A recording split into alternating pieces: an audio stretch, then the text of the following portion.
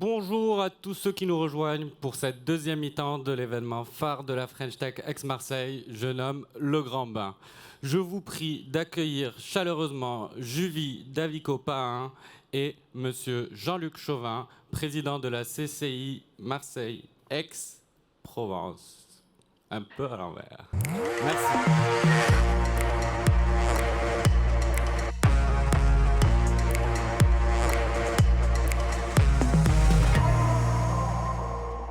Merci Ali, je suis effectivement ravie de recevoir Jean-Luc Chauvin, donc président de la CCI métropolitaine Aix-Marseille-Provence pour ce deuxième tête-à-tête. Je vous invite Jean-Luc, déjà à saluer notre public qui est là, de fidèle au poste depuis ce matin pour parler, pour se projeter en tout cas jusqu'en 2031 pour imaginer le futur de la tech inclusive et durable.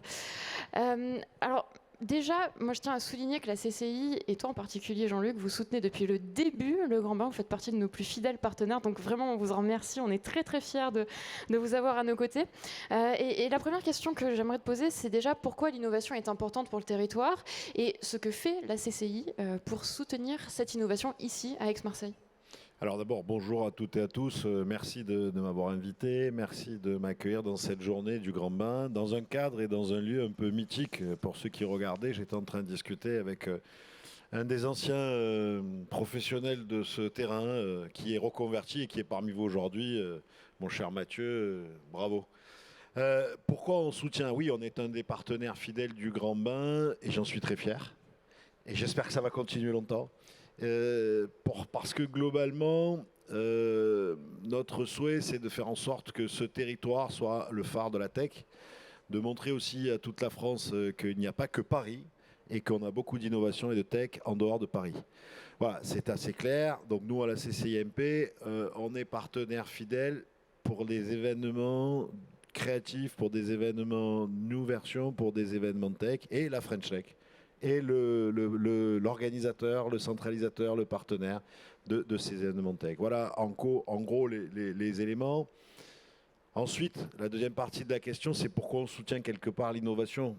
Moi, j'ai souvent dit que ce territoire avait dans ses gènes l'esprit d'innovation. Certains disent l'esprit rebelle. Moi, je dis l'esprit d'innovation. C'est peut-être un peu pareil. Mais l'esprit d'innovation, c'est quoi? C'est faire en sorte qu'on va faire les choses différemment pour arriver au même résultat. Et c'est ce que vous faites au quotidien, tous ici, en innovant, mais aussi en tenant compte de toutes les transformations du monde. Je me suis arrêté quelques instants sur des stands, j'ai eu l'occasion de voir des sujets de mobilité décarbonés, comme on dit, à base innovante, pour des projets du territoire réutilisables, avec des mots comme héritage JO, par exemple. Tout ça, ce sont des caractéristiques et des mots importants pour notre territoire.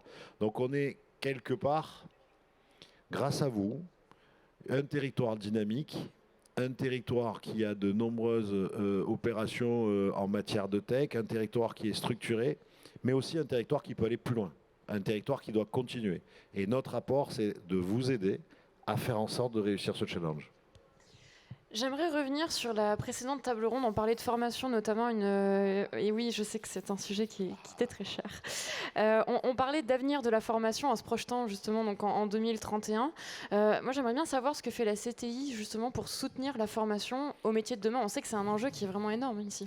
Alors, effectivement, la formation, c'est l'enjeu majeur. La CCI fait plein de choses, mais pas que. Il n'y a pas que la Chambre de commerce et d'industrie, d'Aix-Marseille-Provence. Il y a plein de monde. L'enjeu, il est simple. On entend parler toute la journée des nouveaux métiers qui n'existent pas aujourd'hui, qui seront pratiqués à l'horizon 2031, puisqu'on est en 2031 aujourd'hui. Et donc, on a un enjeu majeur. On a un enjeu majeur pour à la fois préparer nos collaborateurs à ces nouveaux métiers. On a un enjeu majeur pour faire en sorte que nos entreprises intègrent ces nouveaux métiers le plus tôt possible, parce que les intégrer le plus tôt possible, c'est prendre un coup d'avance, c'est se développer économiquement plus vite et c'est gagner des marchés en supplément. Et on a un troisième enjeu qui est peu évoqué, c'est que si on a 30%, 35% suivant les études de nouveaux métiers, ça veut dire aussi qu'il y a peut-être 30 ou 35% de métiers qui n'existeront plus. Et donc on a des collaborateurs qui font ces métiers qu'on a besoin de former et de transformer pour pouvoir prendre ces nouveaux métiers. Donc on a un enjeu de formation initiale, on a un enjeu de formation continue, avec au passage, et j'y suis très attaché, un sujet qui s'appelle la validation des acquis, les VAE. parce que c'est ce qui permet à chacun de pouvoir progresser au fur et à mesure de sa carrière. Et donc ça, ce sont des sujets sur lesquels on est très présent, on intervient régulièrement.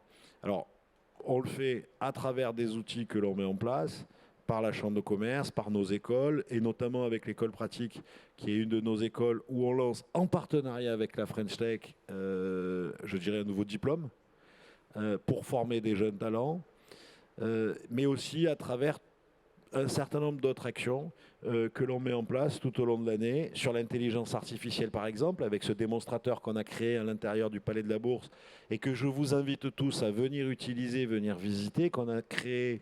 Nous, on a créé le lieu, mais on l'a fait avec des partenaires prestigieux de la tech, comme Microsoft, par exemple, comme Soprasteria, comme IBM, comme Engie, des gens très impliqués, des entreprises qui sont là-dessus, pour avoir un démonstrateur utile à nos entreprises.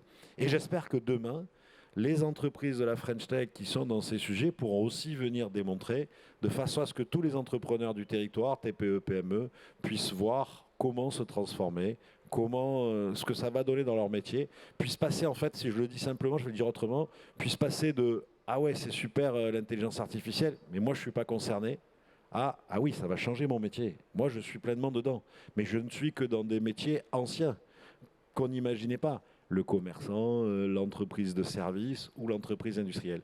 Voilà un peu des sujets. C'est une façon aussi de former, d'acclimater, je dirais, mais c'est le premier élément de la formation sur ces éléments. Après, en dehors de la formation, on a un certain nombre d'autres éléments, d'autres actions pour la tech, à travers un élément notamment qui aura lieu le 14 octobre, Bicom Digital, que vous connaissez bien, à travers le Smart Port Challenge, où avec des partenaires portuaires, on accompagne les startups de l'environnement maritime. Voilà un peu quelques éléments. En 2 mots, la formation, c'est la clé pour préparer le territoire à gagner un coup d'avance, pour aller plus vite et pour être les premiers, j'espère, dans beaucoup de métiers. Dans quelques instants, on recevra Thomas Kerjean qui animera une table ronde avec ses invités sur la réconciliation entre industrie et écologie. On sait que l'industrie, c'est un secteur historique ici dans la région. Qu'est-ce qui le rend justement attractif, ce territoire, pour l'industrie et l'industrie de demain surtout ? Alors, 3 choses. Première chose, en termes de conviction. Je fais partie de ceux qui disent depuis longtemps qu'il ne faut pas opposer écologie et industrie, ou écologie et économie. Je pense clairement que l'écologie, c'est une nouvelle forme de business pour nos entreprises, c'est une nouvelle forme économique et ça sera probablement la clé de la réussite économique des prochaines années. L'industrie, on est le grenier industriel de la région sud, la métropole Aix-Marseille-Provence. Les industriels ont déjà fait énormément d'efforts, on ne le dit pas assez, ont énormément investi pour se transformer. Pour autant, il faut encore aller plus loin.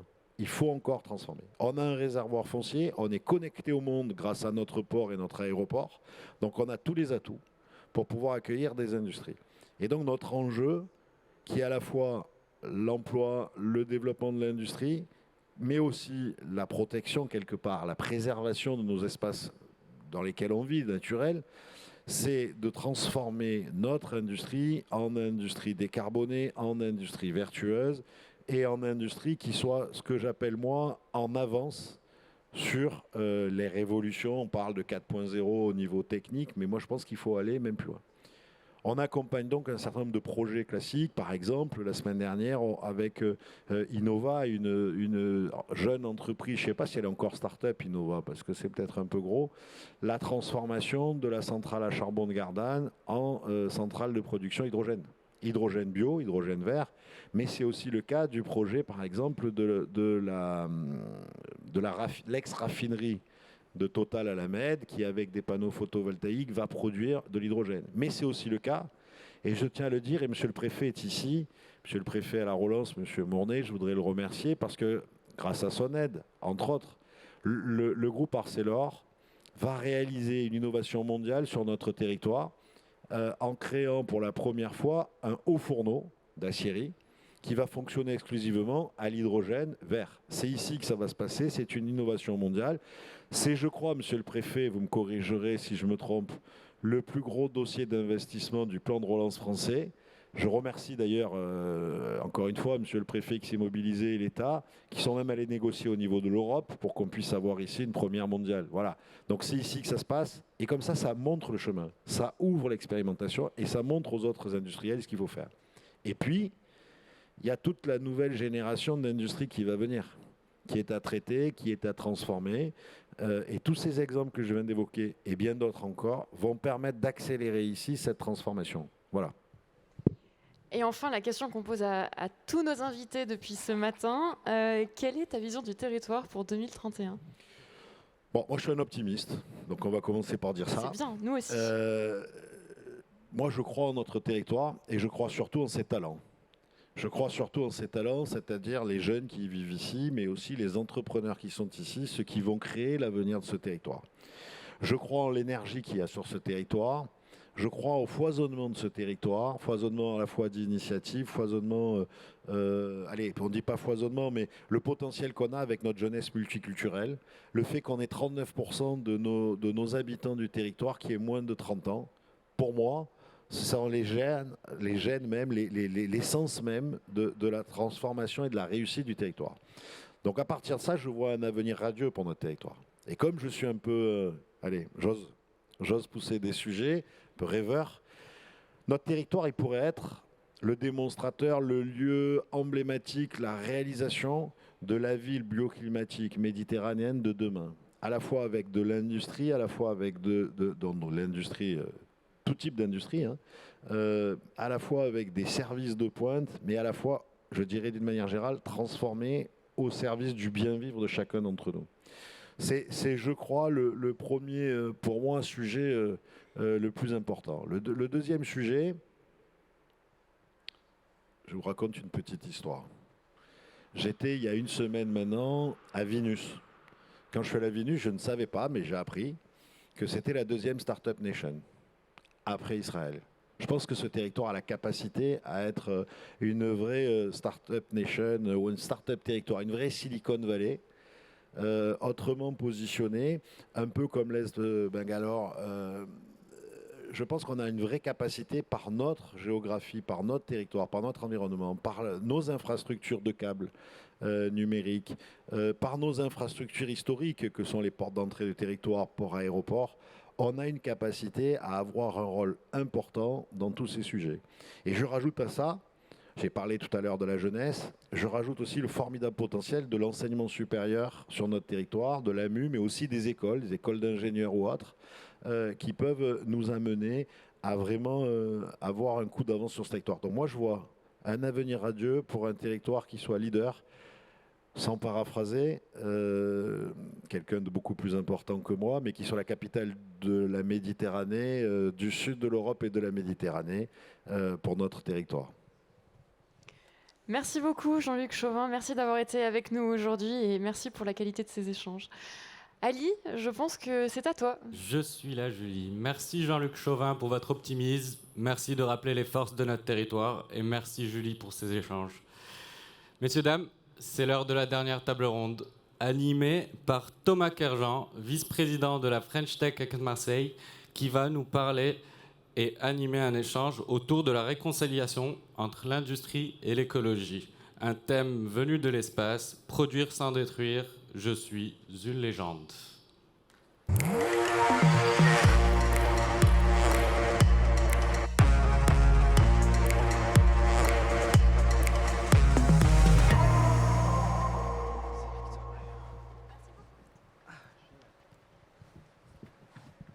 Bien, bonjour à tous et à toutes.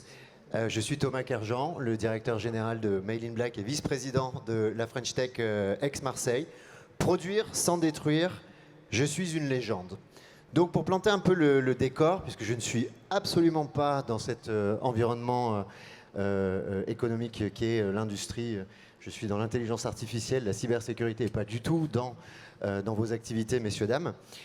Pourquoi la question est aussi grave? Donc, je me suis un petit peu documenté sur la question pour comprendre pourquoi on parle de ce sujet si fréquemment. S'il y avait une raison à retenir finalement, que je retiens en tout cas, c'est que 2/3 des gens dans la misère mondiale aujourd'hui sont parmi les 500 000 petits exploitants agricoles.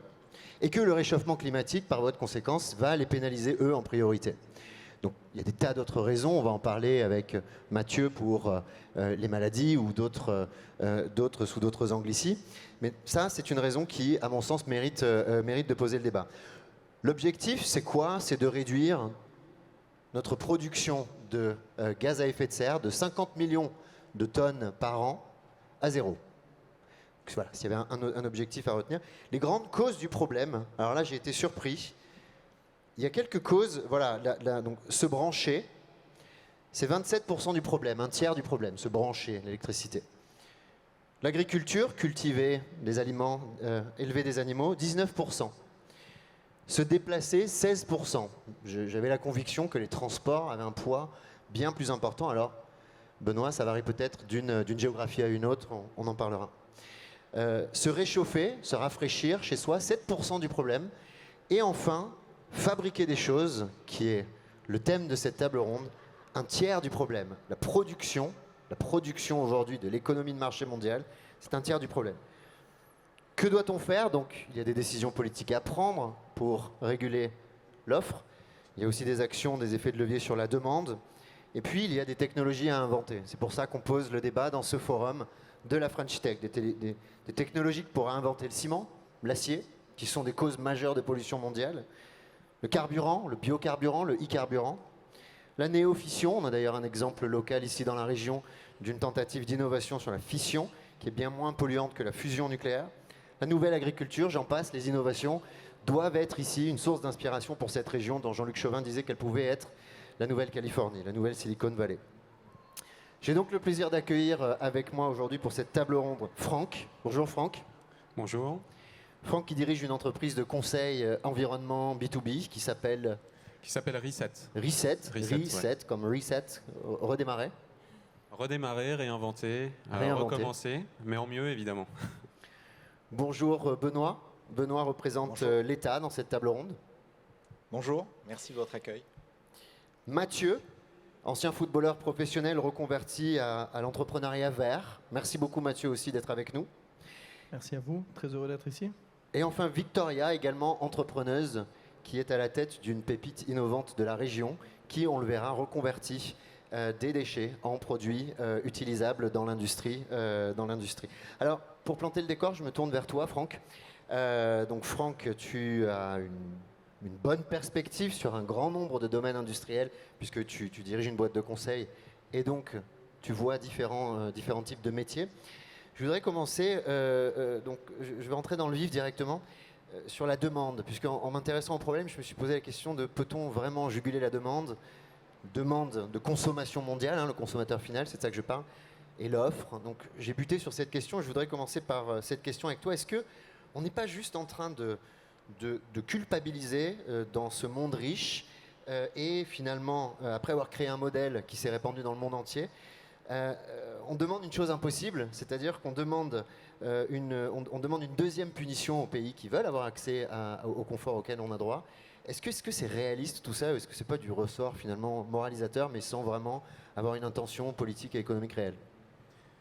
Non, c'est pas moralisateur et on parle pas de sentiment de culpabilité. On est coupable, mais à la limite, c'est pas le plus important. On sera encore plus coupable si on fait rien. On est en train de détruire le monde. Les événements qui nous le prouvent sont de plus en plus fréquents. Ils sont de plus en plus globaux. Ils nous touchent de plus en plus. On a vu les inondations cet été en Allemagne, 190 morts, et quelques morts aussi en France. Donc on est en train de détruire le monde. On est coupable de ça. C'est bien l'homme qui le fait, à travers sa consommation, à travers sa production. Donc si on parle de demande, parlons déjà de la consommation. Mais finalement, créer des problèmes, en soi, c'est pas un problème. Ne pas les régler, là, ça devient un vrai problème. Donc, bien sûr qu'on est coupable, on peut régler les problèmes, on se le doit pour nous, on le doit aussi aux populations qui, comme tu le disais, pour le moment n'ont pas accès à nos richesses et pour qui ça va être difficile d'imposer un modèle dans lequel ils ne pourront pas bénéficier de notre mode de vie. C'est difficile de leur interdire, c'est terriblement violent. Et d'ailleurs, la réalité, c'est que notre monde occidental, il n'est pas très violent parce qu'on est dans une société d'abondance. Et donc la question justement de comme tu le dis, de juguler la demande ou de juguler la production et donc de sortir de cette société d'abondance. Le corollaire, c'est est-ce qu'on arrive à avoir une société pacifiée malgré ça. Donc on se le doit, on est coupable, on le doit à la planète, on se le doit aussi si on veut avoir une vie correcte demain, à la fois dans notre consommation, mais aussi même dans notre rapport aux autres. Oui, mais alors toujours sur la demande, Franck, ça c'est une intention politique, au mieux, sociétale. Tu sais, je travaille fréquemment avec des chercheurs en neurosciences, au Neurospin ou dans la région. Et on s'intéresse aux mécanismes de sécrétion de dopamine, c'est-à-dire finalement au fonctionnement du cerveau humain. On a un système entier qui est basé sur l'excitation du striatum, hein, qui est une partie du cerveau qui est surexcitée par la consommation. Est-ce que c'est réaliste sur un plan biologique ce que tu dis ici? Pour le moment, je n'ai pas dit grand-chose. En fait, il y a deux moyens de voir la demande. Beaucoup de gens disent qu'il va falloir baisser notre consommation. Peut-être qu'un jour, il faudra la baisser, mais pour le moment, on n'en sait rien. Parce qu'on n'a pas encore essayé assez fort de travailler sur les autres leviers qu'on peut utiliser pour changer les choses. Typiquement, au lieu de la baisser, on peut aussi réorienter la consommation. On peut, comme on dit en macroéconomie, changer le vecteur du panier moyen. Aujourd'hui, la consommation d'1 kilo de bœuf, ça génère 100 kg de carbone. Mais la consommation d'1 kilo de poulet, si je me souviens bien, c'est environ 30 kg de carbone. Donc si on dit que notre effort, ça doit être de diviser par 2 ou par 3 notre empreinte carbone, peut-être que ne serait-ce qu'en redirigeant notre consommation vers d'autres choses qui sont tout aussi, pour reprendre tes termes, qui sont aussi susceptibles que le bœuf de nous envoyer cette dose de dopamine dont on a terriblement besoin, et au-delà même du besoin dont on ne peut pas s'empêcher d'aller la chercher. Finalement, en réorientant la consommation, déjà, il y a des gains extrêmement significatifs qui sont atteignables.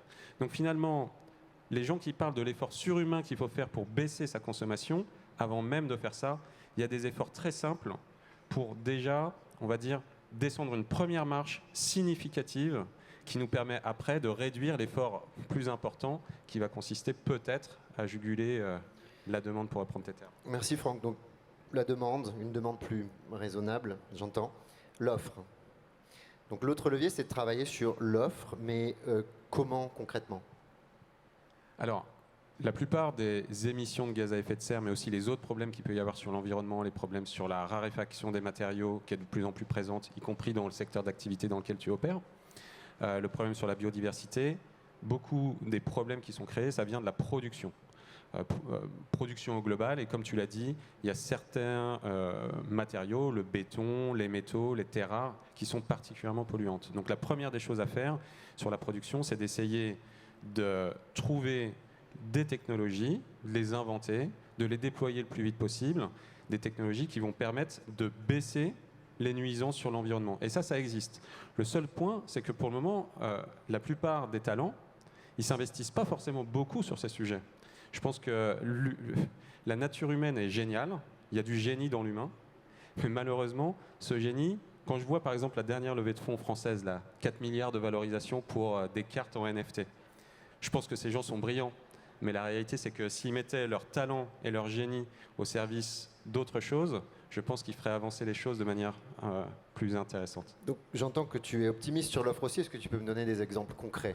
Exemple très concret, et c'est pour ça que, parce que je ne suis pas un local, c'est pour ça que je suis ici pendant 2 jours, c'est qu'on essaye de faire venir à Marseille une technologie américaine qui est capable de faire des produits environnementalement vertueux au coût des produits qui polluent. Donc typiquement, là c'est une société américaine qu'on aimerait implanter à Marseille, j'espère que ça va se faire, et ils sont capables de produire du jet fuel ou du maritime fuel qui va produire 10 à 15 fois moins de carbone, et ils sont capables de le produire au prix du fuel traditionnel. Au même prix, au moins même polluant. Au même prix. Ça veut dire qu'en fait, finalement, là où tout le monde dit il va falloir faire un effort surhumain pour réussir à atterrir, et ben en fait non. Si on invente les bonnes technologies, il y a des gains très significatifs qui peuvent être atteints. Et malheureusement, comme on n'a pas fait l'effort, on ne sait pas l'intensité de l'effort qu'on va devoir faire. Si on trouve ces technologies, qu'on change notre panier de consommation, peut-être que finalement, on aura encore beaucoup de place pour croître. Nous, c'est ce en quoi on croit, c'est ce pour quoi on se bat, et c'est pour ça qu'on essaye d'implanter ces technologies en France.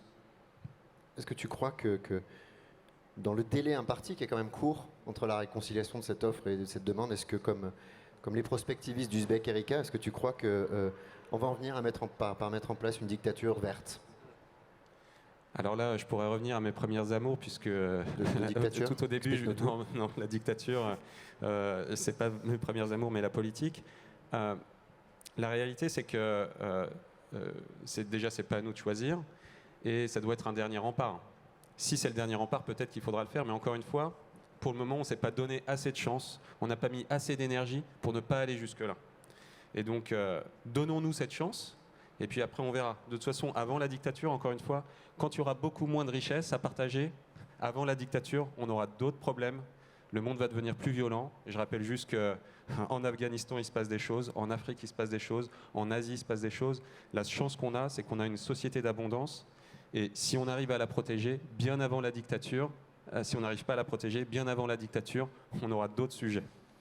Alors je me tourne justement vers Benoît, qui est la préfecture, représente l'État démocratique dans notre département. Benoît, plante-nous un peu le décor, le plan de relance. Donc, quels sont les objectifs? C'est l'intervention de l'État sur ce sujet qu'on est en train de balayer ici. Quels sont les grands objectifs finalement que vous poursuivez? Le plan de relance vient après des mesures de soutien à l'économie massive qui ont permis de maintenir la trésorerie des entreprises, maintenir l'emploi, et ça a été le socle sur lequel on peut bâtir. Et la volonté, ce n'était pas de repartir comme avant, c'est de prendre des virages. Et le premier des virages, c'est celui de la transition écologique, la transition numérique aussi. Et donc, sur les 100 milliards d'euros de ce plan de relance, il y en a un tiers qui est exclusivement consacré aux mesures de transition. Mais je veux dire d'emblée que l'État peut déployer des outils par des prêts, par des subventions, mais c'est bien vous, les chefs d'entreprise, qui portez l'innovation. Ça, c'est à la fois une conviction personnelle, mais aussi celle du gouvernement de dire on s'en sortira dans l'économie verte grâce à ce que vous allez inventer, vous. Et nous, on est là en support, en appui. Dans un objectif de neutralité. Dans un objectif qui est notre trajectoire de neutralité carbone, horizon 2050. En France, on a la chance d'avoir une économie assez décarbonée du point de vue de l'énergie, mais on a quand même en face de nous deux énormes sujets, la rénovation des bâtiments et le volet transport, sur lequel on a à accélérer très fortement. Vous avez cité les autres domaines également. Alors, je suis revenu en France il y a 2 ans des États-Unis. J'ai été frappé par la qualité des interventions de l'État dans le numérique, et frappé aussi dans notre entretien préliminaire à cette table ronde, par les moyens que vous déployez. Est-ce que tu peux donner les grandes lignes des différentes thématiques? On avait parlé du bâtiment, de la mobilité. Est-ce que tu peux en dire un mot, s'il te plaît? Alors déjà, l'État a essayé d'être exemplaire pour lui-même, parce que les plus grandes passoires thermiques dans les bâtiments, c'était notamment les universités. Et notre région a été très en avance de phase, et on a été bien servi dans ce plan de relance. C'est 280 millions d'euros pour 250 projets de rénovation des bâtiments publics. 200 millions d'euros pour les collectivités locales pour faire la même chose, non pas pour programmer dans 10 ans, mais pour, dans ce plan de relance, soutenir le BTP et prendre les virages de rénovation des bâtiments tout de suite. Ensuite, on a l'ADEME, qui est l'opérateur de l'État sur la transition énergétique, dont le budget a doublé 2 milliards d'euros dans ce déploiement sur la décarbonation de l'industrie, sur l'économie circulaire. On a des lauréats ici qui pourront en témoigner. Dans l'objectif pour le chef d'entreprise, un équivalent de MaPrimeRénov', c'est-à-dire sur une liste d'opérations standardisées, je veux changer les fenêtres, je veux changer l'éclairage, de pouvoir être accompagné. Les prêts verts à taux bonifiés, distribués par BPIFrance et les réseaux bancaires. Et puis le fonds friche, vous me permettez de le citer, parce qu'il permet de faire du foncier difficile, plutôt qu'aller étendre sur les terres agricoles, avoir des sujets de compensation de biodiversité, qui est aussi embarqué en même temps que les sujets de réchauffement climatique, et bien d'aller faire du foncier compliqué en dépolluant, en défrichant. Donc ça, l'ADEME et l'État, l'ADREA, le financent. Merci. Je ne sais pas pour vous qui nous écoutez, si vous étiez conscient de ce niveau d'investissement et d'implication de l'État. En revenant en France, en tout cas, ça a été une grande surprise pour moi de voir ces initiatives que j'ai apprises au fil de nos discussions. Il y a une question que je voudrais te poser, c'est quand on est comme ça quand on représente le pouvoir public, comment vous réconciliez des contradictions qui sont propres à la gestion d'une société, à vos responsabilités, les contradictions entre emploi, environnement, particulièrement dans une région ici qui est plus frappée par le besoin de création d'emplois que d'autres régions en France? Comment vous gérez ces contradictions-là? J'ai envie de dire qu'on choisit l'environnement parce qu'on veut soutenir l'emploi. Je crois qu'aujourd'hui, les chefs d'entreprise, notamment les industriels, le président Chauvin tout à l'heure l'a dit, ne sont plus dans le greenwashing, savent que c'est une condition de survie. Les industries que nous avons ici, sidérurgie, raffinage, ont fait difficilement plus polluants à la base. Donc là, les virages industriels, ils sont immédiats et massifs, et ils sont soutenus dans le plan de relance. Mais après, vous avez raison, quand il y a une implantation d'entreprise, on est tout de suite dans la contradiction entre aller vite pour l'industriel, pouvoir se déployer, créer les emplois, et puis répondre aux droits de l'environnement, aux risques naturels qui ne sont pas optionnels non plus. Voilà. Et donc, on discute. Moi, ce que je vous dis souvent aux porteurs de projets, aux chefs d'entreprise, il faut anticiper.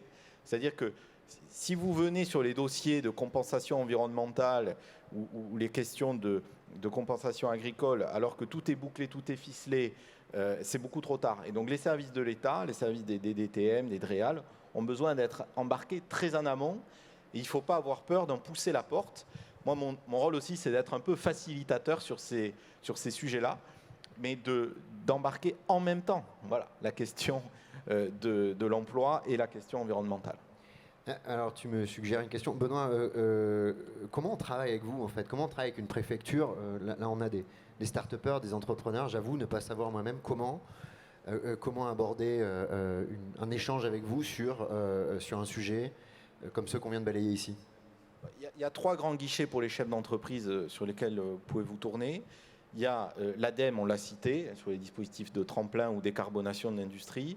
Il y a BPI France, qui intervient sur un métier historique de garantie, de contre-garantie, mais aussi des prêts, intervention en fonds propres, et ça, beaucoup d'entre vous les connaissent. Et il y a Pôle emploi. Il ne faut pas rester avec l'image de Pôle emploi d'il y a 15 ans de la NPE. Ils se sont organisés maintenant par filière métier, expertise d'avenir. Donc ça, j'allais dire, c'est un peu les 3 têtes de pont visibles des services de l'État, mais au-delà, avec les collectivités territoriales, les chambres de commerce, les fédérations professionnelles, vous avez beaucoup de guichets pour venir à nous. Et puis, à titre personnel, ce qui était un peu ma mission dans le déploiement de ce plan de relance, c'est aussi d'être l'interlocuteur des chefs d'entreprise sur des projets importants pour faciliter les mises en relation. D'accord. En dehors de tes fonctions, ta vision à long terme de ce sujet personnel? Ma vision personnelle, c'est qu'on n'a plus le choix d'être dans des postures. Et donc, il faut regarder en face sur ce quoi on peut agir. Au plan individuel, c'est effectivement l'alimentation, nos consommations et aussi son logement, ses modalités de transport. Il y a un dispositif MaPrimeRénov' qui se poursuit, qui a extrêmement bien marché, qui permet un effet de levier si on veut changer les fenêtres, changer le toit. Et pas être uniquement dans la logique de rattrapage, mais aussi de réfléchir sur les systèmes. Ça, c'est à l'échelle individuelle. Pour l'entrepreneur, on en parlait, c'est de voir le sujet dans toutes ses dimensions et d'innover. Et vous avez des outils publics qui permettent d'innover. L'État ne sera jamais, je veux dire, leader là-dessus. On sera en appui, en soutien, mais le changement, il viendra des chefs d'entreprise. Et puis après, il y a notre responsabilité sur les infrastructures publiques, parce qu'au départ, les premiers mois de ma prise de fonction ici, je venais voir les élus en expliquant le plan de relance que c'était. Ils disaient, vous êtes bien gentils, mais nous, on a des sujets très importants en termes de retard d'infrastructures publiques. Et donc ça, ce n'est pas directement le plan de relance, mais il y a eu des engagements qui ont été faits, notamment sur la mobilité, qui est vraiment ici le sujet qui permettra vraiment de combiner transition écologique, développement économique et cohésion sociale. Donc là-dessus, il y a un enjeu de travailler ensemble, de définir l'intérêt général et d'y aller en se donnant des calendriers, des méthodes. L'État ne fait pas tout seul, mais il essaie, et le préfet de région est dans cet esprit, d'être un facilitateur, si on peut dire, pour faire avancer les projets. Préfet de région, parce qu'une préfecture c'est départemental. Préfet de région. Non, le préfet de région, Christophe Mirand, est préfet des Bouches-du-Rhône et de la région, et moi, sous-préfet, relance également sur les deux volets. Ouais. Merci de répondre à mes questions naïves, Benoît. Tu avais conscience, toi, Franck, de ce niveau d'implication de l'État dans ces projets? Oui, on travaille pas mal avec les services de l'État. On essaye de travailler de plus en plus avec les régions. On travaille aussi au niveau national. Et c'est une chance pour la France, justement, d'avoir un État qui s'engage comme ça, parce que finalement, quand on regarde la compétition, puisque là, on est dans un événement tech, aujourd'hui, la Silicon Valley, on ne la rattrapera jamais sur la tech. Par contre, il n'y a pas de pôle régional dans le monde qui a une emprise forte globale sur tout ce qui est technologie verte. Et parce que l'État s'investit beaucoup ces dernières années sur ce sujet, eh ben, on peut attirer des entreprises, on peut faire grandir les nôtres. Et donc il y a une chance qu'on devienne à minima le pôle continental. Il y a de la compétition. À Amsterdam, ils sont très bons. En Chine, au Japon aussi. Mais il y a une chance vraiment de faire rayonner la France. Et du coup, c'est grâce, entre autres choses, à l'État. Je rappelle juste une chose, c'est que la Silicon Valley, c'est l'État américain qui l'a créée, c'est pas les entrepreneurs. Sans l'État américain, la Silicon Valley n'existe pas. Et je pense que les interventions récentes de l'État sur ce sujet, ça peut donner à la France une chance, pour peu que justement les entrepreneurs la saisissent, comme vous le disiez, de construire la Green Valley, et en espérant que cette Green Valley puisse rayonner dans le monde entier. Merci d'avoir planté le décor d'un point de vue business et d'un point de vue étatique. Je me tourne vers les solutions. Je me tourne vers Mathieu. Mathieu, je vais poser la question que tout le monde se pose ici pour commencer. Comment un footballeur professionnel devient un entrepreneur green ? Écoutez, tout d'abord, je suis très heureux de retourner au stade Vélodrome, le stade dans lequel j'ai commencé il y a maintenant à peu près 20 ans. Donc, j'ai grandi à Marseille. Et donc, à Marseille, vous savez, la mer, ça fait partie de votre quotidien. Donc, depuis très jeune, déjà, j'étais sensibilisé aux problèmes liés à l'environnement et liés à la mer, avec tout ce qui est ces questions au niveau plastique, les questions au niveau des déchets qui étaient reversés déjà à l'époque C'était dans une la culture mer. familiale, c'était quoi ? Voilà, on aime beaucoup la mer à la maison, avec un papa apnéiste. Donc, c'est vrai que c'était des questions qui revenaient assez souvent. L'état de la mer avec ses plastiques jetés et la contamination également des déchets. Donc c'était une chose qui était importante pour moi, proche de mon cœur. Et comme tout athlète, on a également des passions. Et l'idée, c'était vraiment de pouvoir me challenger un petit peu et faire autre chose, un petit peu challenger intellectuellement. Et en 2008, après être parti d'Arsenal et après avoir rejoint donc, le Milan AC en Italie, donc 2008, crise financière, et comme dans toute crise, bien évidemment, donc il y a des moments difficiles, mais il y a également des opportunités. Et ce qui s'est passé, c'est qu'en fait, des usines fermées, on a eu l'opportunité de récupérer certaines de ces usines et de garder les travailleurs. Où ça ? En Italie, donc en Italie, d'accord. en Italie. Et en fait, nous sommes partis dans cette aventure il y a maintenant à peu près 10 ans. Et on a développé une molécule qui a été identifiée par le US Department of Energy comme une des 12 molécules du futur, avec le potentiel de remplacer donc, certaines molécules provenant du pétrole dans certaines applications. D'accord.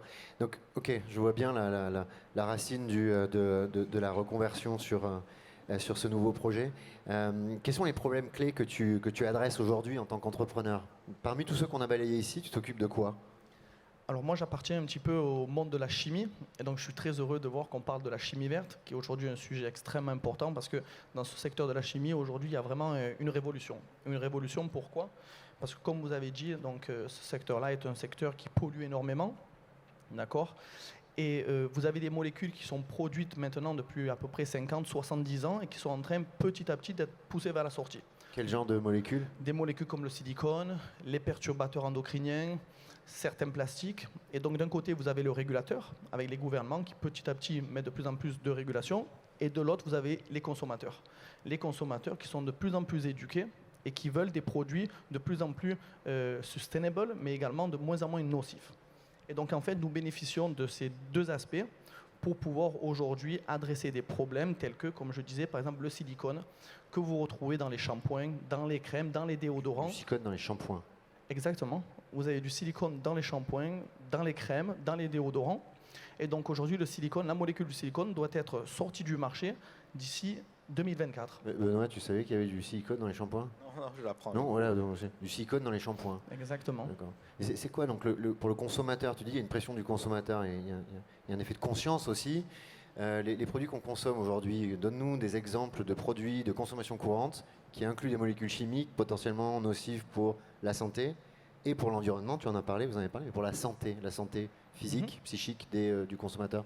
Un exemple simple, c'est par exemple, ce sont les perturbateurs endocriniens qu'on trouve dans les crèmes solaires. Donc, d'accord. Pour enfants aussi ? Pour adultes, enfants ? Pour enfants, pour adultes. Oui, et donc aujourd'hui, il y a des études qui ont démontré que ces perturbateurs endocriniens peuvent avoir des effets néfastes sur la personne, en plus des effets néfastes qu'ils peuvent avoir sur l'environnement, parce que le problème, c'est que ces molécules, à l'arrivée, se retrouvent dans les nappes phréatiques et se retrouvent dans l'environnement. Donc aujourd'hui, ces études-là permettent au gouvernement de prendre de plus en plus donc, de sanctions, et bien évidemment, les consommateurs qui sont de plus en plus éduqués ne veulent plus ces produits-là dans leurs produits finis. Et donc, pour ces raisons-là, aujourd'hui, il y a une grosse pression sur les gros groupes, que ce soit les Unilever de ce monde, les P&G de ce monde, qui aujourd'hui reformulent leurs produits finis avec de nouvelles matières. Donc on parlait un petit peu de consommation. Je pense que bien évidemment, il faut un petit peu réadapter sa consommation, mais je dirais peut-être consommer mieux. C'est la chose la plus importante aujourd'hui.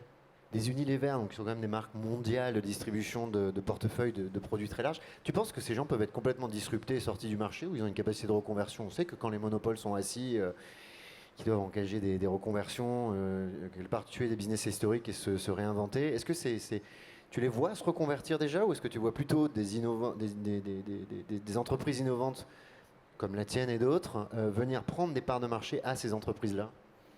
Première des choses, je pense qu'on a vu de grosses boîtes dans le passé se casser la gueule. Que ce soit les Kodak de ce monde, les BlackBerry. C'est à ça que je fais référence. Donc, ce sont de grosses boîtes qui en fait ne sont pas adaptées assez rapidement. Donc je pense qu'aujourd'hui, il y a une telle pression sur ces gros groupes, ils n'ont plus le choix. Ils n'ont plus le choix. Aujourd'hui, on voit des jeunes pour se enfants. reconvertir. Exactement. Et on voit des jeunes enfants aujourd'hui de 12-13 ans dans la rue se battre pour leur futur. Donc ce sont les consommateurs de demain. Donc vous avez des groupes comme Unilever aujourd'hui qui a annoncé que d'ici 2030 devrait couper, donc ne plus utiliser de petrol-based molécules. Des molécules qui dérivent du pétrole. D'accord. Donc d'ici 2030. Après, vous avez des groupes comme BASF aussi qui annoncent que d'ici 2030 veulent être 30% bio-based. Donc ça, c'est des gros groupes chimiques et des gros groupes qui sont déjà market leaders dans certaines catégories. Donc dans cet environnement-là, dis-nous un peu comment toi tu t'inscris, puisque tu es forcément en train de créer une activité qui est en forte croissance. Qu'est-ce que vous faites? Comment vous répondez à ces problèmes? Qu'est-ce que c'est votre activité? Première des choses, je pense qu'on a énormément de chances d'être au bon endroit au bon moment. Parce que nous, on est parti il y a plus de 10 ans. Je peux vous dire qu'il y a 10 ans ou même il y a 5 ans, parler sustainabilité avec ces gros groupes, ce n'était pas non plus évident. Aujourd'hui, comme je disais, il y a une telle pression, bien évidemment, ça facilite les choses. Et donc nous, on s'inscrit vraiment dans le remplacement de ces molécules qui sont aujourd'hui sorties du marché. Donc je parlais du silicone. Donc aujourd'hui, on remplace le silicone dans ces produits-là. Aujourd'hui, nous remplaçons ces perturbateurs endocriniens dans les crèmes solaires. On travaille avec ces gros groupes. Avec quoi vous le remplacez par quoi? Donc en fait, dans une crème solaire, disons, le produit fini est fait de différents produits. D'accord? Et donc ce qui se passe, c'est que vous sortez ces produits qui sont aujourd'hui dangereux pour l'environnement et pour les personnes et vous les remplacez par de nouvelles molécules.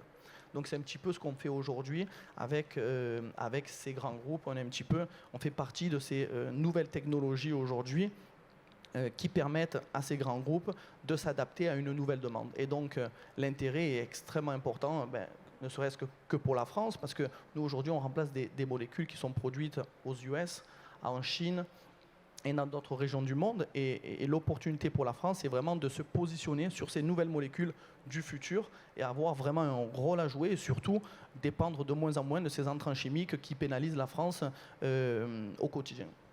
D'accord. Une fabuleuse carrière de footballeur, de sportif, athlète. Maintenant, l'entrepreneuriat, capitaine d'industrie. Quel sera le troisième projet, Mathieu? Écoutez, pour le moment, je suis un jeune entrepreneur. Je sais.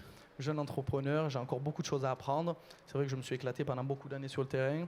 Pour moi, c'est un nouveau secteur, c'est un nouveau milieu. Et donc, ça me fait très plaisir d'être parmi vous et de pouvoir côtoyer d'autres entrepreneurs qui font face aux mêmes problèmes que moi au quotidien. On est très content que tu sois avec nous, Mathieu. Merci, Mathieu. Merci entrepreneur, je me tourne maintenant vers une entrepreneuse, cette fois-ci. Une super boîte. J'ai été séduit par la solution. Là aussi, j'ai découvert. Donc, Repop. Tout à fait. Repop, c'est ça, Victoria? C'est ça, Repulp Design. Vous êtes une pépite de la région. Vous avez gagné le tremplin. Exactement. Vous pouvez être très fier de vous. Merci. Quel problème vous cherchez à résoudre, Victoria? Alors, nous, notre entreprise, Repulp Design, donc nous, on revalorise en fait les déchets issus de l'industrie agroalimentaire et plus spécifiquement les déchets issus des agrumes, donc pour créer un nouveau matériau qui est biosourcé et recyclable. Ça pèse quoi, la pollution alimentaire? Parce que ça aussi, c'est quand même un énorme problème, c'est encore un autre type de pollution.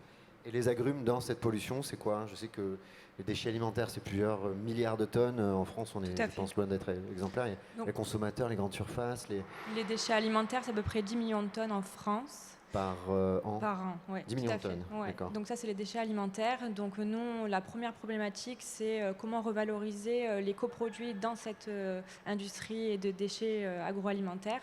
Donc un coproduit, en fait, c'est la matière secondaire quand on produit un aliment. Donc la plupart du temps, en fait, les coproduits, ils peuvent être revalorisés, et ce qui est plutôt judicieux en, par exemple, nourriture animale. Donc ça rejoint ce que tu disais, Franck. Par exemple, en production pour la nourriture animale, c'est 70% des terres arables. Donc c'est énorme. Le souci avec les agrumes, c'est que ils ne sont pas bons pour la nourriture animale et ils ne sont pas non plus bons pour le compost parce que le pH est trop élevé, donc ça dénature le compost. Donc on se retrouve avec un déchet et personne ne sait quoi en faire, et on a discuté longuement avec des producteurs de jus de fruits. Et donc pour eux, ils n'avaient pas d'autre solution que l'incinération. Donc nous, on intervient localement, donc en région PACA. On va récupérer les déchets donc en région PACA, on les traite sur Marseille et on crée donc notre nouveau matériau qui est biosourcé et issu de ressources non renouvelables. D'accord. Et donc l'idée, c'est quoi exactement? Vous avez vos propres usines, vos propres procédés, ou vous travaillez plutôt avec des usines existantes? Comment vous changez quel procédé de fabrication vous utilisez? Déjà, on essaie vraiment de travailler localement avec des entreprises en PACA. Donc nous, on a le premier aspect du process, on le fait nous-mêmes en atelier dans nos laboratoires à Marseille. Et après, pour produire nos objets, parce qu'en fait, on rattrape le processus de l'injection de la plasturgie. En fait, l'idée, c'est d'essayer de trouver des alternatives aux matériaux issus de la pétrochimie. Et donc, on a des partenaires, par exemple, qui sont sur Aubagne. Donc, vraiment, on agit localement. Quel genre d'objet? Donc, par exemple, le premier objet de la gamme, je vais vous le montrer. Donc, c'est une tasse. Je te laisse l'ouvrir, merci. Une tasse faite avec des agrumes reconvertis. C'est ça. Donc, c'est une tasse donc, à base d'agrumes recyclés. Agrumes recyclés, et donc ça ressemble à du plastique, c'est incroyable. Et ça, c'est durable comme produit. Tout à fait. Donc l'idée, nous, c'est donc oui, c'est une tasse qui est faite pour les boissons chaudes, froides, qui est sans bisphénol, sans phtalate, donc qui est apte au contact alimentaire, qui est recyclable. Allez-y, vous pouvez boire sans souci. Ouais, phtalate, là aussi, c'est un autre perturbateur endocrinien, par exemple. Donc qu'est-ce qui est un perturbateur? Les phtalates. Donc nous, c'était très important d'apporter une alternative, mais qui soit aussi saine pour l'utilisateur. Les phtalates qui sont contenus dans les verres en plastique, Ouais, dans le plastique en général. Enfin, tout ce qui est issu du process de la pétrochimie. Donc l'idée, c'est vraiment d'essayer d'apporter en tout cas des alternatives à notre échelle au plastique issu de la pétrochimie. En fait, le plastique est fait d'un polymère et d'un plastifiant, et le phthalate est dans le plastifiant. Voilà. Et donc c'est ce qui en fait se libère dans l'eau. Vous savez, quand on vous dit surtout ne pas boire l'eau quand vous l'avez laissée dans une bouteille qui est devenue chaude. Donc la chaleur fait relâcher les phtalates, qui sont des perturbateurs endocriniens et très mauvais pour la santé. Mais les bouteilles de toutes les grandes marques Victoria aujourd'hui sont en plastique? Oui. Mais ce dont les utilisateurs ne savent pas, c'est par exemple quand il y a beaucoup de contenants en plastique, ils les utilisent pour des boissons chaudes, pour le micro-ondes, et c'est là que ça relâche le plus de perturbateurs endocriniens. Donc nous, on a fait vraiment un matériau qui soit un peu passe-partout, donc boissons froides, boissons chaudes. Donc là, c'est le premier objet de la gamme, mais on espère pouvoir élaborer d'autres produits. Et là, que je comprenne bien, parce que ça, c'est une solution très concrète. C'est ça. Agrumes reconverti, un verre qui peut remplacer toutes les verres utilisés en plastique qui sont polluants pour l'environnement et dangereux, comme vous le disiez, pour la santé à terme. Là, c'est le coût de production de ça, c'est quand même une question. Est-ce que tu peux remplacer du plastique? À quelle échelle et pour quel coût tu peux remplacer les solutions existantes? Alors actuellement, on ne peut pas concurrencer l'industrie de la plasturgie. L'idée, c'est vraiment d'agir à notre échelle. Donc évidemment, nous, nos coûts de production sont beaucoup supérieurs, même si on utilise des déchets, parce que souvent les gens ne comprennent pas qu'utiliser des déchets, il faut inventer tout le processus en fait, de récupération, de traitement, faire de la R&D sur le matériau. Donc évidemment, c'est des coûts. Après, l'idée, c'est surtout d'offrir une alternative vraiment à notre échelle. Oui, donc, mais ce sont des coûts aujourd'hui, mais si tu passes à l'échelle... Oui, bien sûr. Parce que le coût de production, c'est une usine dans un cas, avec des dérivés de pétrole, en sourcing ici. Donc il y a le coût de production, il y a le coût de la matière première, le coût de production, mais finalement, si tu en viens à avoir des capacités de production suffisantes en faisant croître ton entreprise dans le sud de la France, pourquoi est-ce que tu ne pourrais pas concurrencer Oui, on pourrait le prix? faire, sachant que déjà à l'échelle française, on a 12 000 tonnes de déchets d'agrumes. À l'échelle européenne, on en a 3 millions, donc on a bien assez pour faire pas mal de tasses. Donc effectivement, si on grossit, on pourrait en tout cas apporter une vraie solution pour une alternative au plastique issu de la pétrochimie. Je pense qu'il est important de dire quand même, c'est l'économie d'échelle. Oui, Il faut arriver à cette économie d'échelle de manière pour être compétitif avec, disons, les substances qui sont aujourd'hui sur le marché. Je pense que c'est là que vraiment l'État a un rôle à jouer, parce que vous avez ces nouvelles technologies. En fait, vous passez d'une pilot phase à une phase de commercialisation. Et c'est ces périodes-là qu'il faut vraiment, c'est ces transitions exactement qu'il faut accompagner, parce que sinon vous retrouvez à investir dans le recherche, le R&D, et ensuite vous avez ces compagnies qui partent à l'étranger. Donc l'idée, c'est vraiment retenir ces technologies, retenir ces succès en France pour pouvoir s'installer vraiment dans la durée. Oui, tout à fait. Oui, ce sont les phases de transition dans le setup, dans les phases de pilote. Effectivement, c'est là où on a le plus de risques en tant qu'entrepreneur. On connaît tout ça. Et en plus, on est sur ces sujets matériaux sur des temps qui sont assez longs. Et quand on regarde le plastique, souvent on l'oublie, mais le plastique, ça a mis entre 50 et 70 ans avant de commencer à émerger. À entrer dans les mœurs, tu veux dire? À entrer dans les mœurs, et même à être prêt technologiquement et à avoir des coûts qui soient intéressants. Et donc, du coup, on ne peut pas demander à des nouvelles technologies en 2 ans d'être aussi performantes que le plastique. Et finalement, aujourd'hui, on demande à toutes les choses qui doivent remplacer le plastique d'être aussi performants que le plastique dès aujourd'hui. Déjà, le plastique, ça ne veut pas dire grand-chose, il y a plein de plastiques. Et la plupart du temps, on les mélange parce que justement, le plastique n'est pas assez bon tout seul. Enfin, les plastiques, un seul plastique n'est pas assez bon. Donc, on le mélange. Et souvent, on demande à une nouvelle technologie de toute seule remplacer tous les plastiques. Ça n'arrivera pas. Il faut être patient. Il faut être bienveillant vis-à-vis de ces nouvelles technologies, leur laisser le temps de maturer. Mais si on les laisse maturer, il n'y a aucune raison que ces technologies ne viennent pas remplacer le plastique. Tout comme avec la voiture électrique, si on est patient, on sait très bien qu'on va avoir le range. Il y a 20 ans, les voitures, on n'avait pas 900 km dans le réservoir. Et donc si on laisse le temps aux industriels de s'organiser, si on les aide pendant tout le temps de maturation avec des systèmes d'incentives de l'État, etc., eh ben on a une chance de voir émerger ces technologies qui vont justement nous permettre de faire moins d'efforts sur notre consommation et de mieux consommer. Et en fait, c'est vraiment toute la société, c'est vraiment un partenariat consommateur et public-privé qui va faire avancer les choses. Et c'est ça qui est bien, parce que c'est ça une société, c'est où comme sur un terrain de foot, quand tout le monde tire dans le même sens, c'est là où on peut accomplir des choses incroyables. Et il n'y a que collectivement qu'on peut résoudre le problème. Le consommateur, l'entrepreneur et l'État. Effectivement, la solution est très très concrète. Comment c'est distribué ça aujourd'hui? Comment ça va être distribué? C'est une grande conso ou uniquement B2B qui va redistribuer? Comment je peux en acheter un? Parce que ça m'intéresse objectivement. Là, on est en phase de lancement. Victoria, j'ai compris qu'il y avait des perturbateurs ça va arriver endocriniens. d'ici vraiment quelques jours. Vous pouvez suivre sur les réseaux sociaux, donc Ripple Design. Donc, ce produit il peut être distribué en boutique. Ça peut répondre aussi à de l'événementiel. Ça peut être assez large. L'idée, c'est vraiment d'avoir un produit un peu passe-partout. Donc ça peut être vraiment des utilisations assez larges, ça peut être vraiment B2B, B2C, il n'y a pas de souci. Il y a quelque chose d'iconique dans ça, tu sais, les Mésopotamiens, les Égyptiens buvaient dans des verres en terre cuite, argile. Après, comme tu le dis très bien, on a fait n'importe quoi pendant une période où on a flingué la planète avec des verres en plastique. Ça, c'est le verre du futur, alors ça a vocation à être, ça sera le verre du futur. L'idée, de notre premier produit, c'est vraiment d'avoir ce produit emblème en fait. Donc l'idée après, évidemment, c'est d'élargir la gamme, mais voilà, tout le monde a une tasse, on boit du café tous les jours. On boit du jus d'orange tous les jours. Le jus d'orange est le 3e fruit le plus consommé en France et par personne. On a 25 kilos de consommation par an. Donc vraiment, pour nous, c'était vraiment l'objet qui caractérisait le plus, surtout que c'est issu de jus de fruits finalement. Donc pour nous, c'était logique de faire une tasse. Vous pourrez faire un partenariat avec un producteur, distributeur de jus de fruits aussi, combinant... On a déjà des partenaires. Par exemple, notre premier lieu de sourcing, donc pour les déchets, c'est Kookaburra, donc c'est un producteur de jus de fruits frais. Donc on essaie de trouver vraiment des partenaires locaux. On a également Terra Delis, qui est un glacier qui fait du bio. On essaie aussi de valoriser ça. Même si c'est des déchets, c'est important quand même.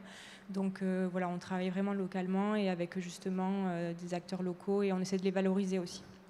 Victoria, les prochaines étapes du développement de Repulp, c'est quoi? Bah là, la prochaine étape, c'est le lancement de la tasse. Et après, voilà, comme je vous disais, on va essayer d'élargir la gamme, trouver d'autres applications, parce que c'est un matériau qui est plutôt performant, que ça peut être sur du mobilier, ça peut être sur de la vaisselle. Donc, voilà, il a de l'avenir. Eh bien, merci. Un panorama étatique, économique, un consultant et un homme d'État aussi autour de cette table sur les causes, les grandes conséquences, les grands impacts et 2 solutions d'entrepreneurs qui sont très enthousiasmants sur la chimie, sur la reconversion de matériaux en produits consommables durables. J'ai découvert beaucoup de choses. J'ai encore, malgré notre préparation, appris énormément. Ça a été un plaisir de passer ce temps avec vous. Un mot de la fin, un mot de conclusion, une note d'optimisme dans cette transformation. Franck? Quand on doit, on peut. Donc, comme on doit, on va le faire. C'est Kant. Kant. Benoît?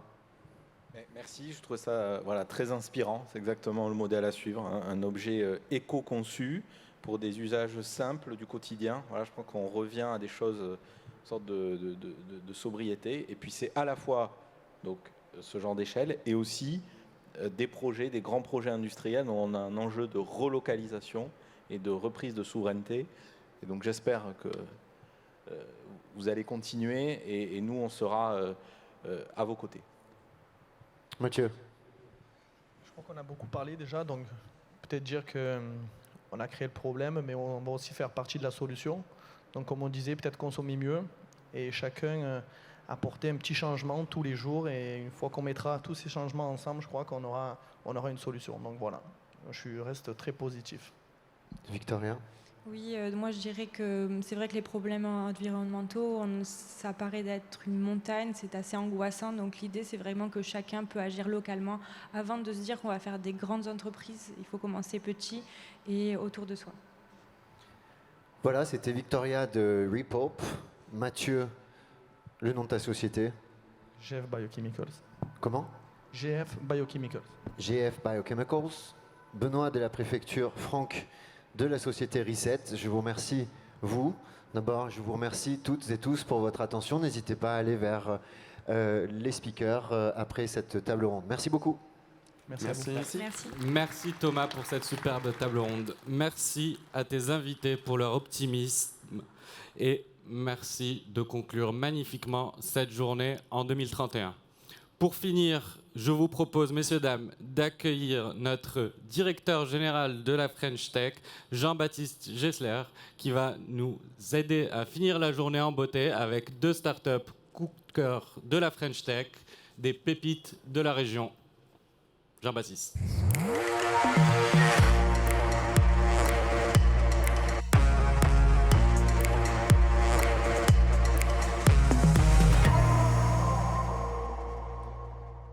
Bonsoir tout le monde, vous êtes encore nombreux, les courageux qui sont restés jusqu'à maintenant. Je vais commencer en remerciant Ali, parce que c'était sa dernière intervention. Je pense qu'on peut l'applaudir, il a vraiment assuré sur toutes les transitions de la journée. Merci beaucoup Ali. On te reprendra comme modérateur et comme commentateur de Bord-Pelouse. Je pense que Canal+ est sur le coup. On va essayer de ne pas te perdre au mercato. On va conclure donc cette journée du Grand Bain, ces conférences, ces ateliers, par une séquence avec 2 partenaires qui vont remettre des prix à des startups. Vous le savez, la question de l'impact est au centre des préoccupations du Grand Bain. C'est ce qui a motivé la création de cet événement, de ce mouvement, on peut dire.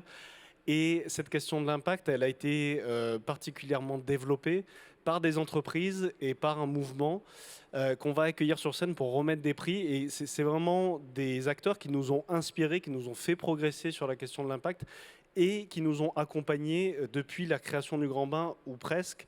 Donc je veux parler de l'ITA et du mouvement Impact France. L'ITA, la plateforme de financement participatif, mais Pierre va en parler mieux que moi, et le mouvement Impact France, dans lequel est impliqué l'ITA, mais Marjolaine va en parler mieux que moi également.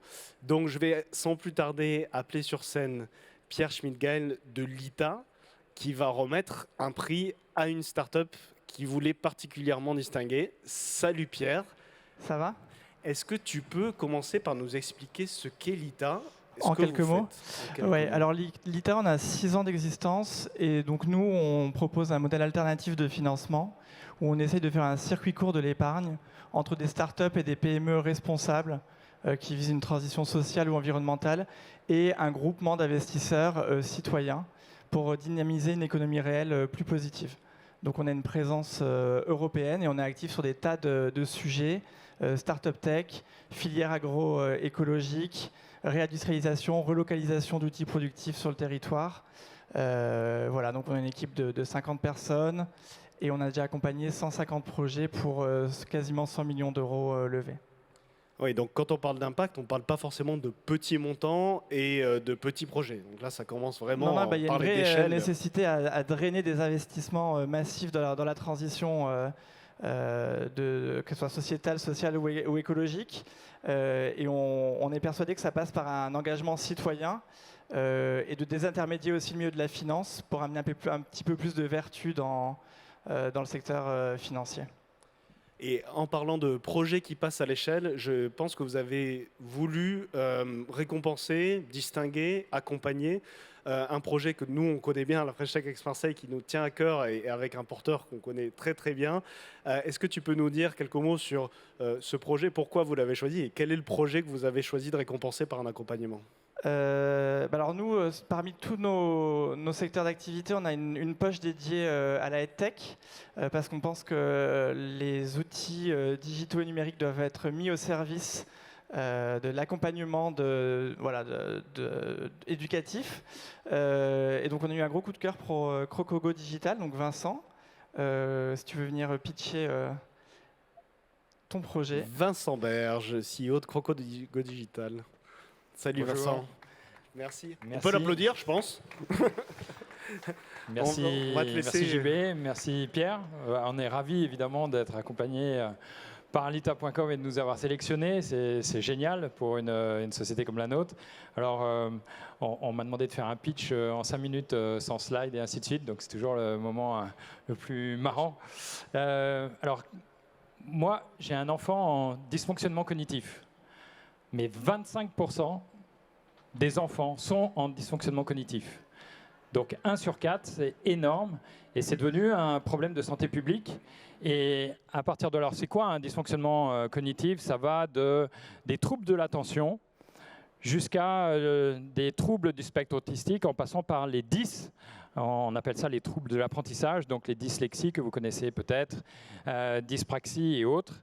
Et aujourd'hui, quand on est enfant avec un dysfonctionnement cognitif, c'est très compliqué parce que ça veut dire qu'on a souvent un échec scolaire, une perte de confiance en soi, potentiellement dépression et potentiellement délinquance. Donc aujourd'hui, le parcours du parent qui a un enfant de ce type-là, c'est de faire des bilans, bilan orthophonique, bilan neuropsy, bilan psychomotricien, médecin pédopsychiatre et ainsi de suite. Donc c'est un parcours du combattant qui représente à peu près 18 à 20 mois sur un enfant qui est en plein début scolaire et c'est très compliqué et c'est juste pas normal. Donc Crocogo Digital a l'ambition de détecter les dysfonctionnements cognitifs le plus tôt possible, en 2 heures, au lieu de mettre les 18 mois et 60 heures qui sont actuellement le cas. Et donc on veut disrupter ce modèle en utilisant bien sûr le digital et l'intelligence artificielle. Et c'est ce que l'on fait depuis 3 ans. On est maintenant 25 personnes, on a fait 3 levées de fonds. Et on en entame une 4e de 5 millions d'euros. La façon dont on le fait, juste pour que vous ayez une petite idée, donc on va actuellement, pour faire une détection ou faire un bilan, ça passe par des questionnaires et une observation du praticien. Donc il n'y a absolument rien de digital et encore moins d'hyper simple pour l'enfant. Et donc on veut mettre des biomarqueurs et des marqueurs digitaux qui permettent de vraiment associer ces biomarqueurs avec un diagnostic derrière et faire en sorte qu'il n'y ait pas de discussion possible. Donc aujourd'hui, on est à une phase où ça fait 3 ans qu'on existe, donc 25 personnes. on a 50% des gens qui sont des chercheurs en neurosciences chez nous et en intelligence artificielle. On mélange donc neurosciences et intelligence artificielle pour mettre des outils qui vont disrupter la chaîne de valeur autour de la psychiatrie enfantine. Et c'est ça qu'on est en train de faire. Alors, juste pour comprendre un petit peu la performance technologique, puisque c'est à peu près 5 ans de recherche qu'on a planifié et qu'on finance. Donc, on met des petits ateliers que vous avez peut-être vus à l'entrée. Donc, c'est des ateliers de programmation de robots drones ou des petits jeux vidéo. Et pendant 2 heures, il y a plusieurs séries de jeux qui vont stimuler l'enfant sur toutes les fonctions cognitives qu'il a, métacognitives, comportementales et ainsi de suite. Et à partir de là, on va observer l'enfant dans ce qu'il fait. Donc si on lui demande à un moment donné de calculer 12 fois 62, on va observer le mouvement de ses yeux, le mouvement de son corps, de sa tête, les émotions qu'il va avoir, le temps qu'il va mettre, la façon dont il va utiliser sa main pour faire les activités. Et tout ça rentre dans des moteurs d'intelligence artificielle pour derrière segmenter et stratifier l'ensemble. Donc c'est énormément de calculs et énormément de technologie avec 4 brevets sur tous ces sujets. Alors là où on est aujourd'hui, on a fait un peu la preuve du pudding en 3 ans. Donc la technologie marche. On est en pleine étude scientifique sur 1000 enfants à Nice, Marseille, Montpellier, Paris, donc dans des hôpitaux. On est incubé à l'Institut du cerveau et de la moelle épinière à Paris. Et on a pas mal de médecins qui travaillent avec nous sur ces sujets-là.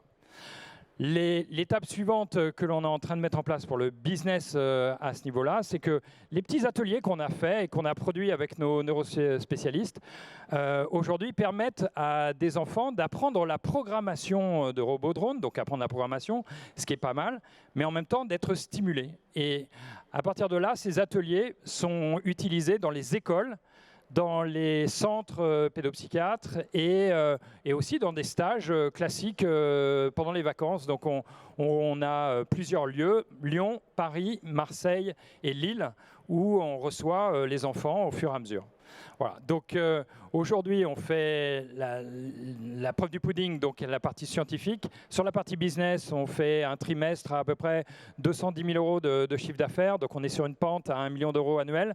Et donc l'étape suivante qu'on est en train de préparer, c'est la montée vraiment finale en allant vers les essais cliniques, le dispositif médical et les remboursements, puisque c'est l'impact qu'on veut vraiment avoir. Puisque si vous êtes né dans les quartiers nord de Marseille et que vous recherchez un neurospécialiste, vous verrez, faites l'expérience, vous n'en trouvez pas. Donc il y a des déserts médicaux dans les grandes villes sur des sujets comme ça, et nos travaux et nos usages, c'est d'aller mettre tous ces ateliers dans les REP+, dans les lycées, collèges, écoles privées de gens défavorisés, et faire en sorte que les 20 à 30% de décrochage scolaire qui existent aujourd'hui reviennent à quelque chose de plus fort. Mais le travail aussi, chez nous, peut sortir vers les performances cognitives, et ça peut être très bien du e-sport, et comment faire que les joueurs de e-sport soient le plus performants possible dans leur job. Donc voilà, des usages très larges et qui touchent vraiment, qui ont un impact sociétal fort. Donc merci beaucoup, et encore merci à Lita.co que je connais et que je vois grandir. Donc c'est vraiment avec plaisir qu'on va travailler ensemble.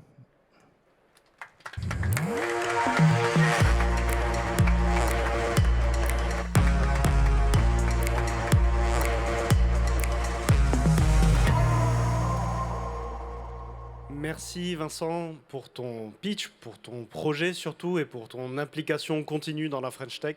C'est vraiment un bonheur de t'avoir à chaque fois dans tous nos événements, sur tous nos projets.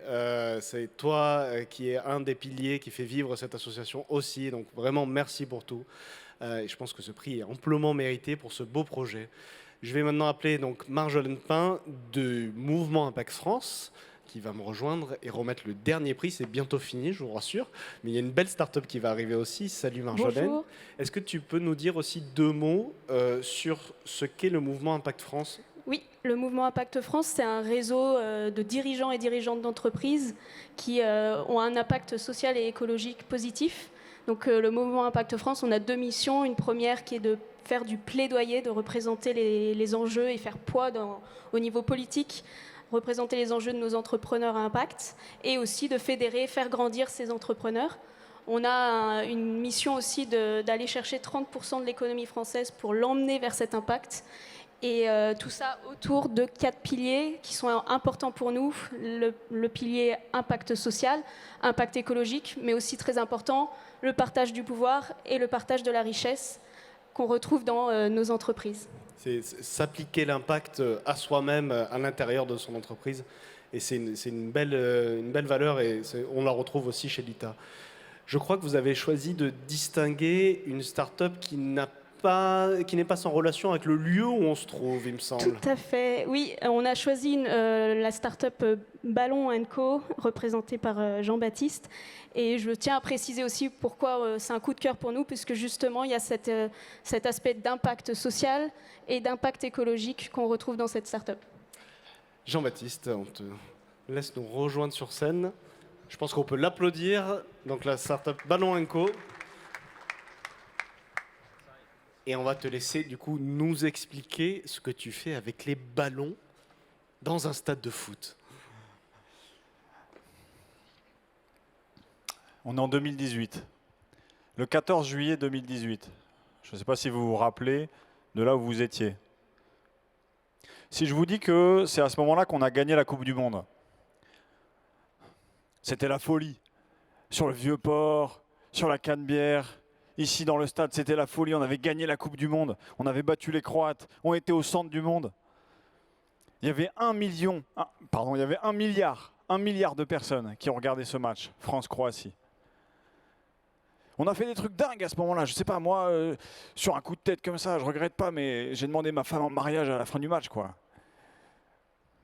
On était 1 milliard à regarder ce match de foot.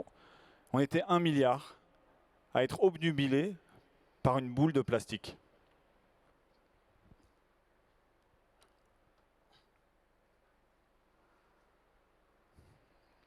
Ça, c'est un ballon en 2021. C'est 400 grammes de plastique.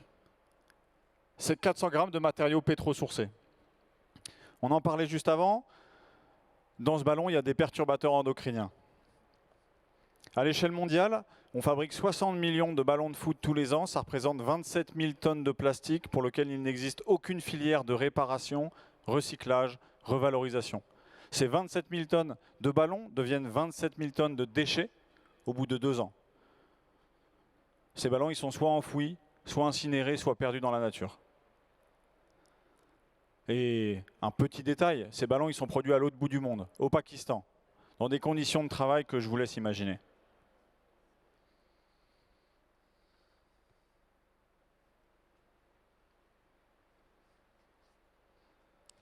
« 2031. C'est la folie dans le stade. L'OM vient de gagner sa 2e Ligue des Champions. C'est un truc de ouf, ça fait 30 ans qu'on l'attendait. Le stade est en folie, la ville est en folie. Ce qui est dingue, c'est qu'on a gagné avec ce ballon. On a gagné avec ce ballon. Ce ballon, il est fabriqué en France, au sein d'ateliers d'insertion, qui permettent à des jeunes qui n'ont jamais bossé de retrouver un travail, qui permettent à des personnes sorties de prison, qui permettent à des chômeurs de longue durée de retrouver un boulot et d'être correctement payés et de se rassembler autour d'un produit qui a du sens. Mais surtout, ce ballon, il est fabriqué uniquement à partir de ce qu'on appelait en 2021 des déchets, mais que maintenant on utilise comme des ressources. Ce ballon, il est fabriqué à partir de résine écologique, il est fabriqué à partir de sièges d'avion désaffectés, de sièges de voitures, de vieux canapés. Aujourd'hui, on a toutes les technos pour transformer ces matériaux et fabriquer ces ballons. On est en 2021, alors maintenant on fait aussi pareil avec les vélos, avec les raquettes. On fait pareil avec tellement de produits.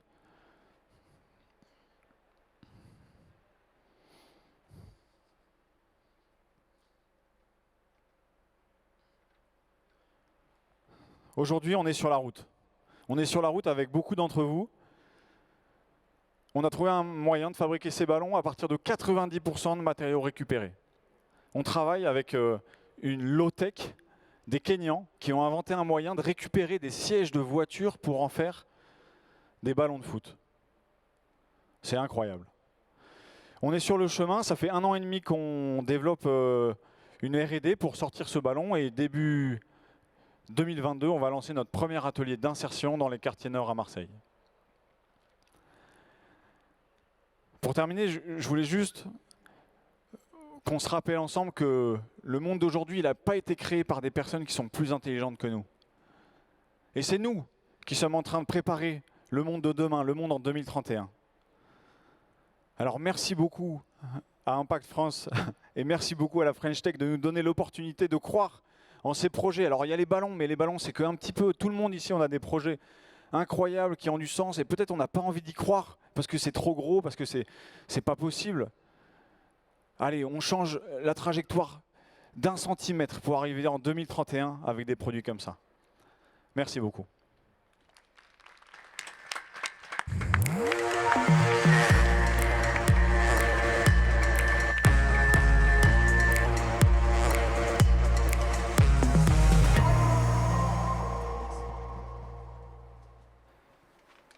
Merci beaucoup Jean-Baptiste. Et donc il me revient la dure tâche de dire les mots de conclusion de cet événement. Je vais d'abord remercier tout le public, évidemment, et en fait, je vais faire que remercier les gens, donc ça va être assez court, mais ça me paraissait important. Et au fur et à mesure que je vais remercier les gens, je vais leur proposer de venir sur scène s'ils y arrivent, sans se casser la gueule, mais essayez de descendre sur scène, vous allez vous reconnaître. Donc je voudrais commencer, c'est pas très protocolaire, mais je voudrais commencer par remercier mon équipe, l'équipe permanente de la French Tech, qui vraiment a bossé jour et nuit pendant des semaines et des semaines pour faire aboutir cet événement. Donc merci Diane, merci Jeanne, merci Margot, merci Paul, merci Clara, merci Adèle qui est même revenue après son stage pour bosser avec nous. Merci aussi à Solène qui doit nous regarder du Canada. Merci à toute l'équipe, vous avez vraiment fait un boulot extraordinaire. Je vais remercier également tous les vice-présidents et membres du bureau de la French Tech Aix-Marseille. Donc là, j'en vois et je les invite à descendre. Julie, Laurie, Ali, Benjamin, venez sur scène, venez saluer le public. Tous ceux qui ont animé, il y en a peut-être d'autres que je ne vois pas, tous ceux qui ont animé des tables rondes, des conférences, qui ont joué un rôle essentiel dans cette journée et dans la préparation de cette journée. Je voudrais remercier évidemment nos partenaires, selon la formule consacrée, sans qui cet événement ne serait pas possible. Donc les partenaires publics, la métropole Aix-Marseille, la région Sud, la ville de Marseille, la CCI Aix-Marseille-Provence et nos partenaires privés. Tu vois, je te laisse le temps de descendre, allez. Donc la Caisse d'épargne CEPAC, la CMA-CGM, Pony Bikes qui nous a fourni aussi des jolis vélos, mais aussi Provence Promotion qui nous a apporté une belle délégation, et la Société des Eaux de Marseille qui nous a fourni des gobelets et des carafes. Venez donc sur scène saluer. Jeanne, mais viens aussi. Merci à tous. On se donne rendez-vous avant 2031. Je propose qu'on essaye de faire ça l'an prochain. On va un peu se reposer d'ici là. Dernière chose, je voudrais remercier évidemment l'Olympique de Marseille qui nous accueille dans son stade et toutes les équipes techniques du show. Et je ne me rappelle plus de tous les noms des prestataires, mais vraiment, ils ont fait un boulot extraordinaire. J'en ai sans doute oublié, mais ils sont dans mon cœur. Et vraiment, je pense à eux. Merci à tous et rendez-vous au Grand Bain l'an prochain.